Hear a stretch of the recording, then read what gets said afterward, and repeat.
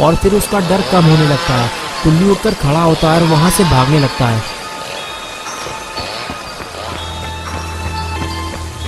झंडू uncle और Shawn गुल्ली को दौड़ता हुआ देखकर घबरा जाते हैं और पास आते ही गुल्ली से पूछते हैं कि क्या हुआ गुल्ली, तुम इतना घबराए हुए क्यों हो। शॉन कहता है क्या हुआ गुल्ली, क्या तुमने सरकटे को देख लिया है। गुल्ली कहता है हाँ मैंने उसे देखा है, उसकी गर्दन कटी हुई है और उससे खून बह रहा है। तुम्हें देखना है तो जाकर देख लो, लेकिन उसे देखने के बाद तुम रात में सो नहीं पाओगे। शॉन बोला गुल्ली अगर ऐसी बात है तो हमें यहाँ से फौरन निकलना चाहिए, स्कूटर हम बाद में ले लेंगे, हमारे पास टाइम कम है, समझो मेरी बात को। झंडू अंकल ने कहा गुल्ली कहीं तुम उसके ज्यादा पास तो नहीं गए थे, क्योंकि उसे पता चल जाता है कि उसके आसपास कौन है और फिर वो उसके पीछे पड़ जाता है। तभी शॉन ने कहा उधर देखो कोई हमारे पास आ रहा है। सरकटे को पास आता देखकर झंडू अंकल और शॉन वहां से भागने लगे।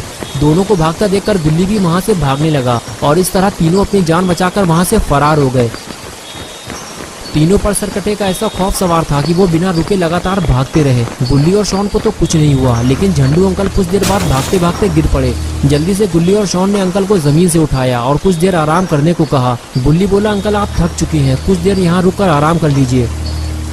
शॉन ने कहा गुल्ली ज्यादा देर तक यहाँ रुकना भी ठीक नहीं है, वो सरकटा किसी भी वक्त यहाँ पहुँच सकता है। झंडू अंकल ने कहा शॉन ठीक कह रहा है गुल्ली, तुम लोग मेरे लिए अपनी जान खतरे में मत डालो, जितने जल्दी हो सके इस जंगल से बाहर निकल जाओ।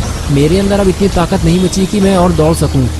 जाओ यहाँ से चले जाओ, सरकटे के यहाँ आने से पहले जंगल से बाहर निकल जाओ। शॉन ने कहा अंकल मेरे कहने का वो मतलब नहीं था, मैं तो बस ये कहना चाह रहा था कि यहाँ रुके रहने से बेहतर है कि हम धीरे धीरे आगे बढ़ते जाएं, वरना वो सरकटा किसी भी वक्त यहाँ आ सकता है।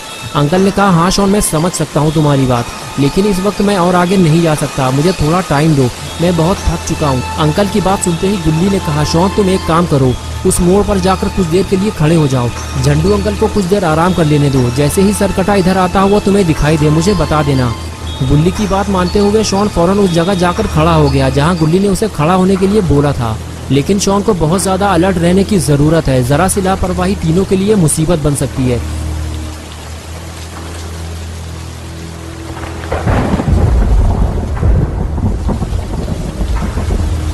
झंडू अंकल गुल्ली से बात करते हुए बताते हैं कि शायद आज की रात वो जिंदा नहीं बचेंगे, सरकटा उन्हें मार देगा। गुल्ली बोला अंकल ऐसा कुछ नहीं होगा, हम आपको इतनी आसानी से मरने नहीं देंगे, आपको सही सलामत घर तक पहुंचाना हमारी जिम्मेदारी है। लेकिन ऐसा लगता है झंडू अंकल की बात सच होने वाली है, क्योंकि सरकटा उन्हें ढूंढता हुआ उनके काफी करीब आ चुका है।